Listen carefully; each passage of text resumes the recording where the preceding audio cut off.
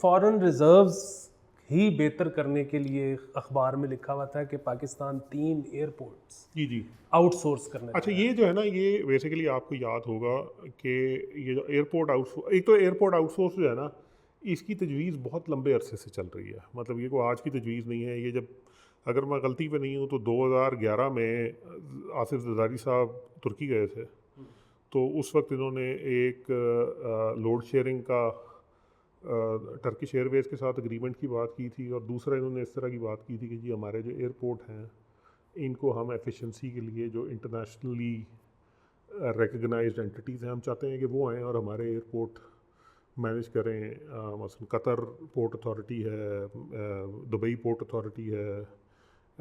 उसके बाद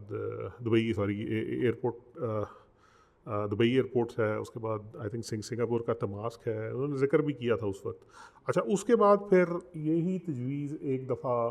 उस वक्त, लेकिन फिर वो इस पर अमल ही नहीं हो सका। उसके बाद यही तजवीज़ एक दफ़ा दोबारा आई जब इमरान खान साहब की हुकूमत थी। ये कतर गए तो आई थिंक कतर की हुकूमत ने इस चीज़ का इरादा ज़ाहिर किया कि जी हम इंटरेस्टेड हैं, जो हमारी बेसिकली कि हम बेसिकली पाकिस्तान के जो मेन एयरपोर्ट्स हैं उनमें किसी तरह या इन्वेस्ट करें या उनको मैनेज करें। खान साहब ने उस वक्त किया, लेकिन खान साहब के ना एक्चुअली एविएशन में उस वक्त जो था ना, रुझानात दूसरे थे। वो तो मतलब वो उस वजह से अमल नहीं हो सका। आई थिंक मेरा अपना ज़ाती ख्याल ये कि इमरान खान ख़ुद चाहते थे, लेकिन उनके आसपास एक पूरा वो जो मतलब पैराफर्नेलिया था, उसने इस तजवीज़ को आगे नहीं चलने दिया। उसके बाद अब दोबारा जब ये हुकूमत आई पीडीएम की, इमरान खान साहब चले गए, तो इसकी पहली चीज़ों में आपको याद होगा इन्होंने एक ऑर्डिनेंस पास की, इन्होंने एक पार्लियामेंट से एक एक्ट पास किया था, जो बेसिकली फॉरेन जो बेसिकली G2G इन्वेस्टमेंट्स हैं इसकी प्रोटेक्शन के लिए था। उसके बाद उसी को इन्होंने सुप्रीम कोर्ट भेजा। सुप्रीम कोर्ट ने भी कहा कि हाँ जी हमें इस पे कोई एतराज़ नहीं है, और बुनियादी तौर पे उसका मकसद यही था कि जब वो शुरू में हम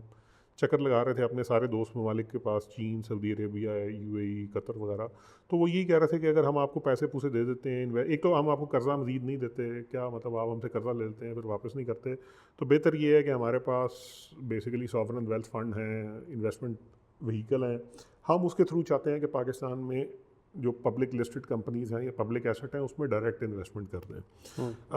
और उस सिलसिले में फिर उनकी एक रिक्वायरमेंट ये थी कि, लेकिन मसला ये, वो हमारा माशाल्लाह वो इफ्तिखार चौधरी साहब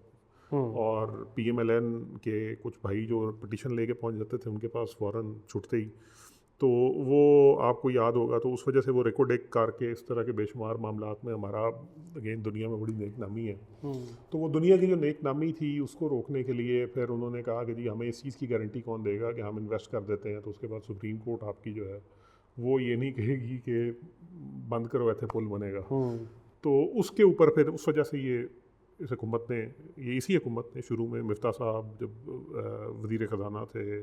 वज़ारत ख़ारजा ने इसमें बड़ा रोल प्ले किया था, तो एक पूरा बाकायदा बिल बनाया गया, उसको पार्लियामेंट के दोनों हाउसेस से पास करवाया गया, फिर इवेंचुअली उसके ऊपर सुप्रीम कोर्ट की सील ऑफ अप्रूवल भी लगवाई गई, ताकि ये मसला ना हो कि कल को उठ के कह दे कि जी सुप्रीम कोर्ट में ये तो कानून ही गलत बना था और सुप्रीम कोर्ट उसको रूल बैक कर दे। अब सुप्रीम कोर्ट का एक डिसीजन एग्जिस्ट करता है, तो इसका मतलब ये है कि अच्छा, ये तसल्लियाँ सब उनको दी गई थी। जब ये तसल्लियाँ दी गई थी और सब कुछ हो गया था और इस पर कोई बातचीत शुरू होनी थी, प्रोसेस शुरू होना, तो बीच में फिर आ गए डार साहब। अच्छा, जब डार साहब आ गए तो उसके बाद सभी परेशान हो गए, मुझे लगता है, क्योंकि आपको याद होगा डार साहब एक दफ़ा आने के फ़ौरन बाद, मतलब UAE, सऊदी अरेबिया तो इनसे बात करने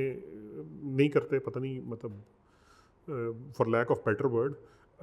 ये कतर चले गए। इनका ख्याल था कतर इनको कुछ दे देगा, तो कतर ने भी इनको कुछ नहीं दिया। वहाँ से मतलब कुछ 6-8 दिन घूम फिर के वापस आ गए और डेजर्ट सफारी की होगी। तो उसके बाद ये हुआ कि इनफैक्ट उस ज़माने में आपको याद होगा सऊदी अरेबिया का रोल ओवर जो था वो भी वज़ीर ख़ारजा साहब को जाके कराना पड़ा था। मतलब नॉर्मली ये वज़ारत ख़जाना का काम होता है, लेकिन वो जो एक सऊदी अरेबिया का भी आई थिंक $2 के $3 बिलियन का डिपॉजिट था जो उन्होंने 1 साल के लिए रोल ओवर किया था, वो भी तब वज़ीर ख़जाना गए थे, वज़ीर ख़ारजा गए थे, वज़ीर ख़जाना को इधर ही रहे थे। हाँ, उनसे उन्होंने उनकी बात पे एक्चुअली ना एक चीज़ और है यार, मतलब आपकी पॉलिटिकल एफिलिएशन वगैरह जो मर्ज़ी हो, there actually is a very serious trust deficit amongst global investors, entities like IMF with डार साहब. मतलब ये चीज़ ना नवाज शरीफ साहब को समझ आई, या अभी तक नहीं आई मेरा ख्याल है, ना शहबाज शरीफ साहब को समझ आई अभी तक. डार साहब को तो खैर खुद कभी भी नहीं आएगी. ठीक है, इन पे 2 दफ़ा IMF के साथ फर्ज नंबर्स का इल्ज़ाम लग चुका है, और इस तरह की बेशुमार चीज़ें हैं जहाँ पर मतलब he has destroyed his reputation and countries. तो उस वजह से फिर ये मामला स्टॉल हो गया था. अब मुझे वही जो हम पहले बात कर रहे थे कि रियासत जो है वो खुद इस मामले को हाथ में ले रही है, तो मैं ख्याल रियासत ने फिर कोई यकीन दहानियाँ वगैरह कराई हैं, जिसके बाद अब कतरियों ने मोस्ट लाइकली, क्योंकि ये 3 एयरपोर्ट्स वाली डील जो है इस पे कतर का इंटरेस्ट बहुत ज़्यादा है, तो मोस्ट लाइकली उसी की वजह से फिर अब इस पर थोड़ी सी हिलजुल भी शुरू की गई है. लेकिन अभी देखते हैं कि ये मटीरियलाइज़ कैसे होती है